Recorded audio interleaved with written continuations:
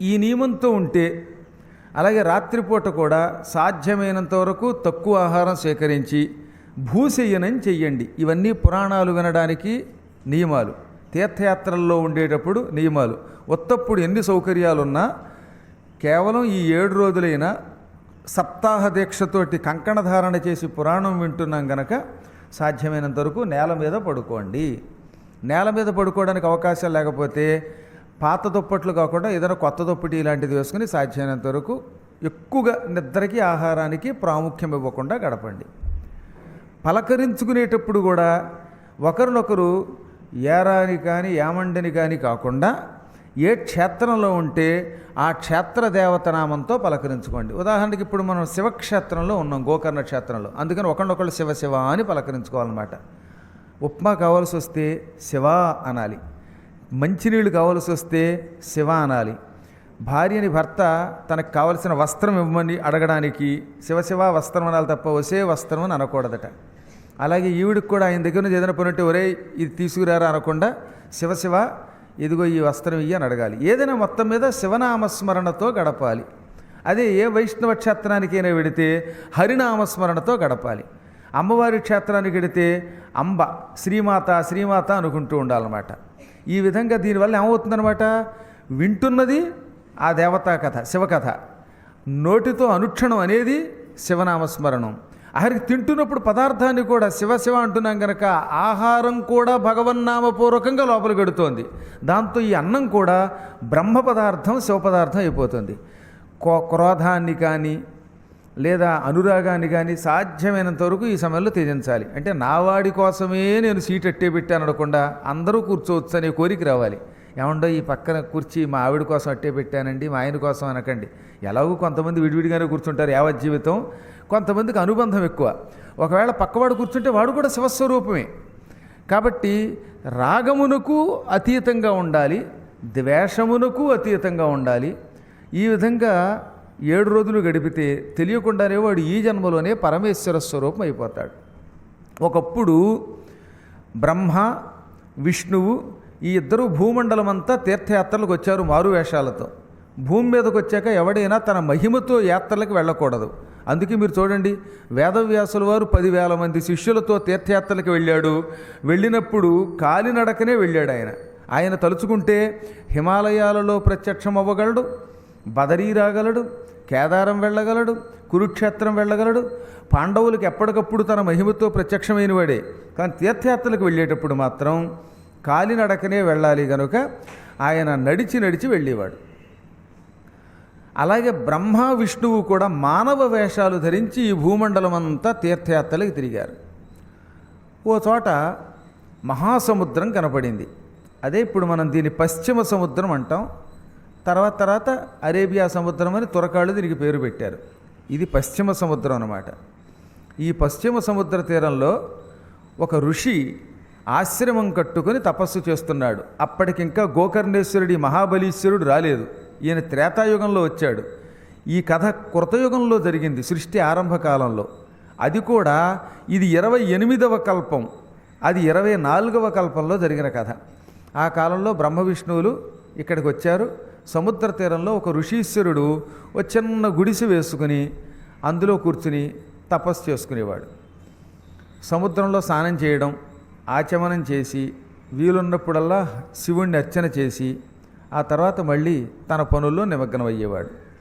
అప్పుడప్పుడు ఓం నమ శివాయ అనే పంచాక్షరీ మంత్రాన్ని కఠోర దీక్షతో విడిచిపెట్టకుండా జపం చేసేవాడు ఆయన మహాతపస్సుకు మెచ్చుకుని ఇంతకంటే నియమముతో శివుణ్ణి పూజించిన వాడు లేడు అని దేవతలు మెచ్చుకొని ఆయనకి మంకణః అని పేరు పెట్టారు. అంటే మొండి పట్టుదలతో తపస్సు చేయువాడు అని అర్థం అన్నమాట. మంకణుడు అంటే పట్టుదలతో విడిచిపెట్టకుండా తపస్సు చేసేవాడు ఆయన.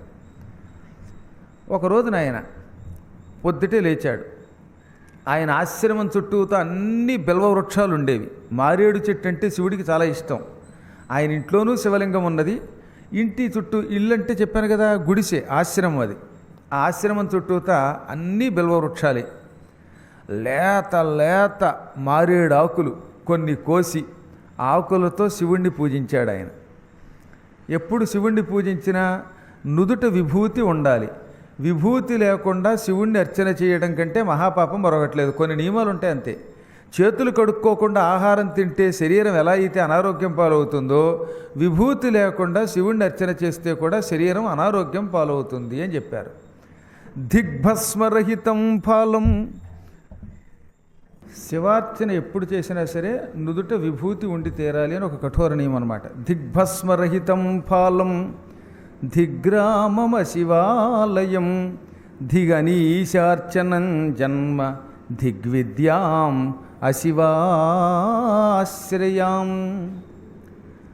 విభూతి లేని నుదురు చూడకూడదు అని. అర్చన చేసేటప్పుడు ఇలా క్షేత్రాల్లో ఉన్నప్పుడు విభూతి లేకపోతే ఆ నుదుటిని చూడకూడదు, అది మహాపాపం.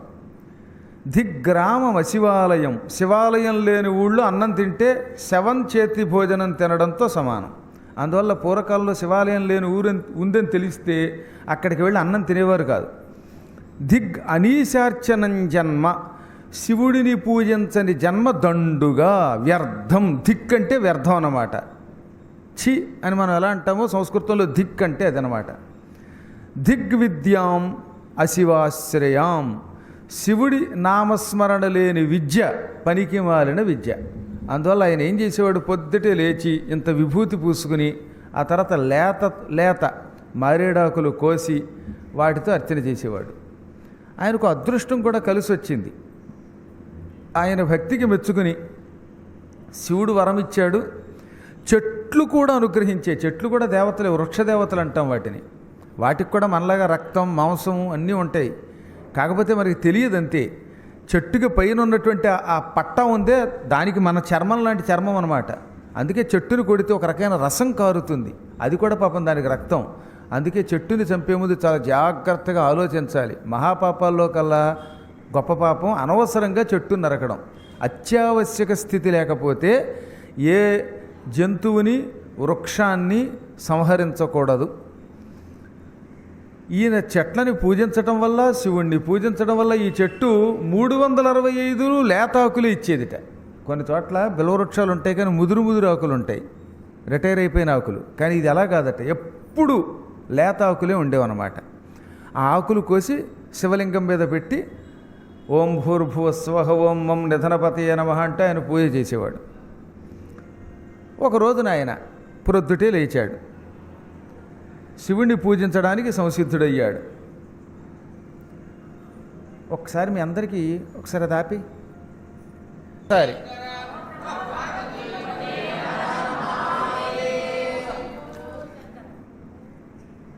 మహాత్ముల యొక్క అనుగ్రహం ఎలా ఉంటుందంటే, ఈయనకి ఒకటి శివానుగ్రహం వల్ల లేతాకులు దొరకడం, దానితో శివుణ్ణి పూజించడం, అన్నిటికీ మించి పరమభక్తి.